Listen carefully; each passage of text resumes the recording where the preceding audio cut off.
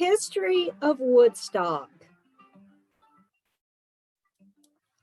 The Woodstock Music Festival began on August 15th, 1969.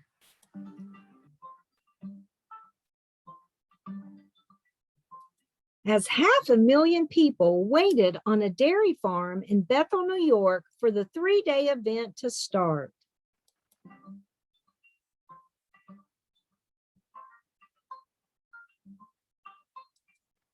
The festival was the brainchild of four men. Four men came up with the idea for the Woodstock Music Festival.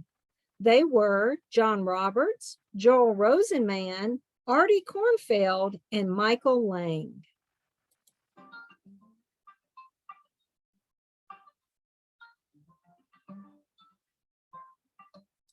All of the men were 27 years old or younger.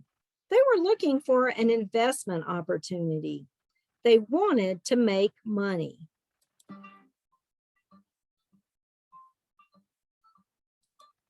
The four men formed Woodstock Ventures Incorporated and decided to host a music festival. They decided to start a music festival.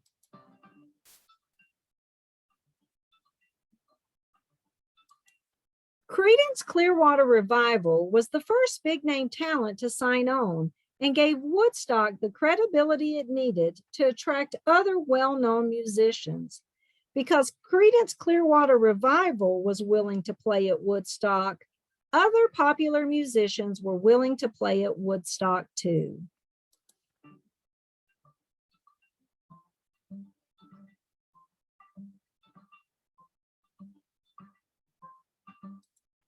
The first plan was to hold the event at Howard Mills Industrial Park in Wallkill, New York.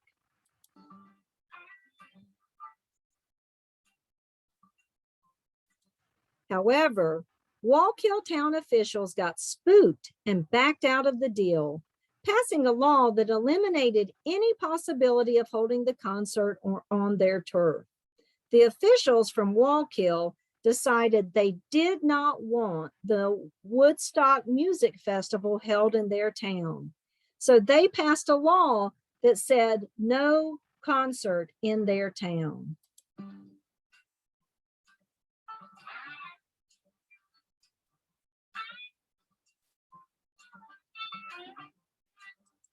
Just a month before the concert was supposed to start, a 49-year-old dairy farmer named Max Yasser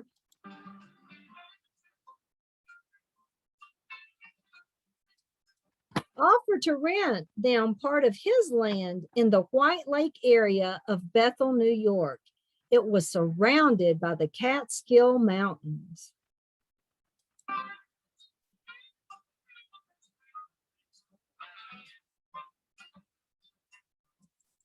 Fencing, entrance gates, and ticket booths needed to be set up, and a performer's pavilion, concession stands, bathrooms, and a medical tent needed to be built.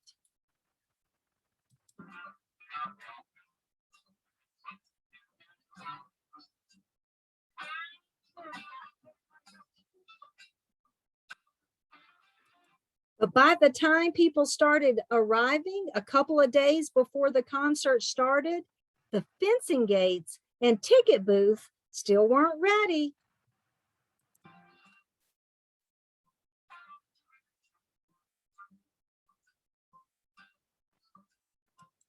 With no way to charge the people coming to the concert for tickets, Lang and his partners decided to make Woodstock a free event.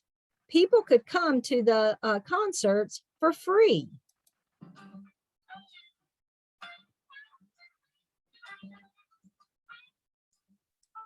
Originally, about 50,000 people were expected to come to the concert, but by August 13th, at least that number of people were already camped out on the land, and over 100,000 tickets had been sold before the concert even started.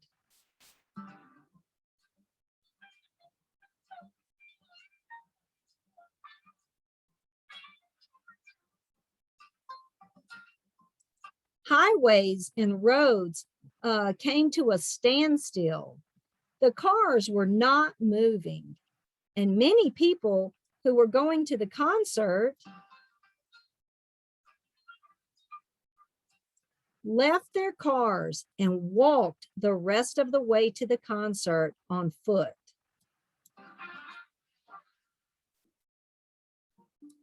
Eventually, about 500,000 people came to Woodstock. The Woodstock audience was diverse. There were all kinds of people there. It showed what society was like at the time.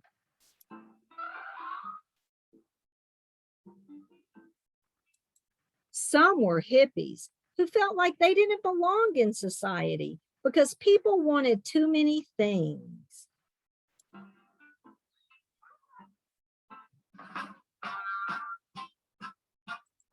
In 1969, the country was in a war. It was called the Vietnam War. It was a time of the civil rights movement.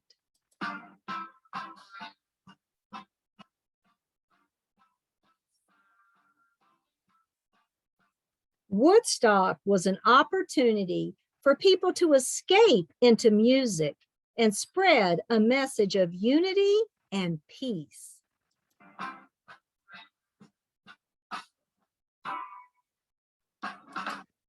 Although the crowd experienced bad weather, it was rainy, it was muddy, and there wasn't much food, water, or adequate sanitation. But overall, people were still happy and enjoyed the music. They all were getting along.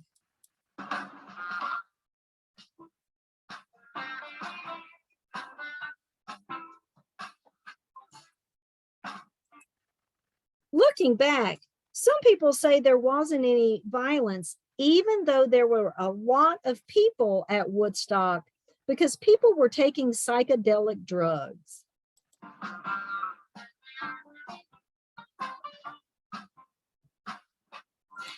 Others believed that hippies were simply living out their mantra. It's what they typically say. They were saying, making love, not war.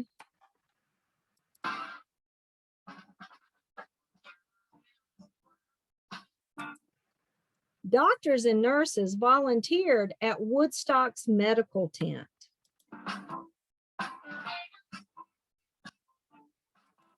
Most of the injuries at Woodstock, most of the time people got hurt at Woodstock, they just got hurt in small ways. It was usually something like food poisoning, or their feet got hurt because they were walking with no shoes on.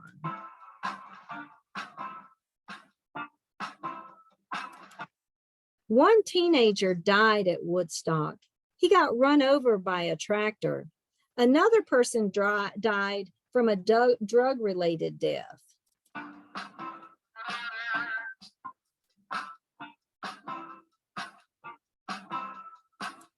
32 musicians played at Woodstock. Some people who played were local. They came from the towns around the Woodstock Music Festival. Others were famous and were known all across the world.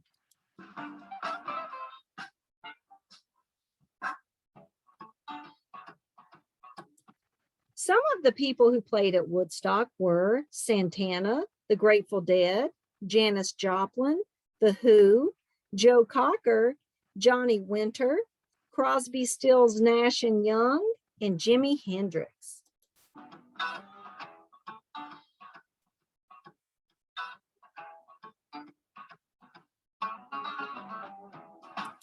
Jimi Hendrix was the last musician to perform at Woodstock.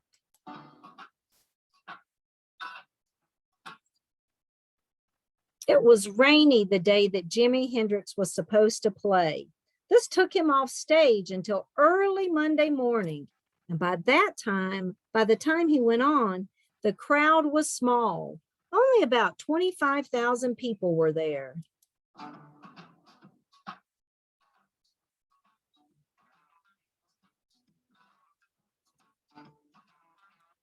Woodstock ended on Monday, August 18th, after Jimi Hendrix finished playing and left the stage.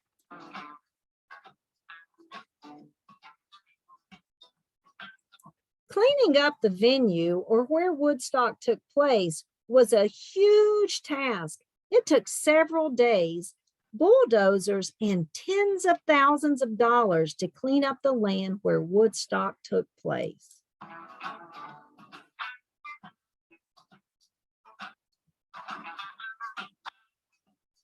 In 2006, Bethel Woods Center for the Arts opened on the hill where Woodstock Music Festival happened.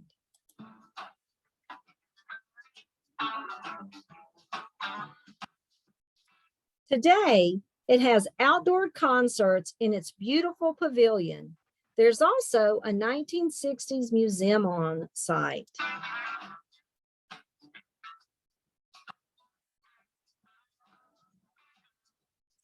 Many popular musicians have performed at Bethel Woods, including some who took the stage at Woodstock, such as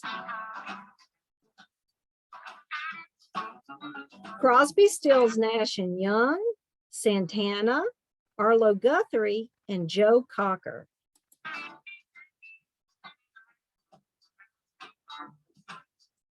Woodstock is best described by Max Yasgur, the farmer who lent his land for the concerts.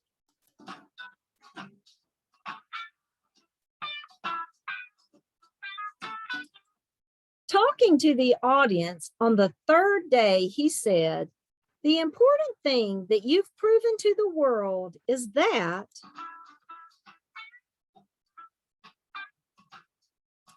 a 500,000 kids," and I call you kids because I have children who are older than you are,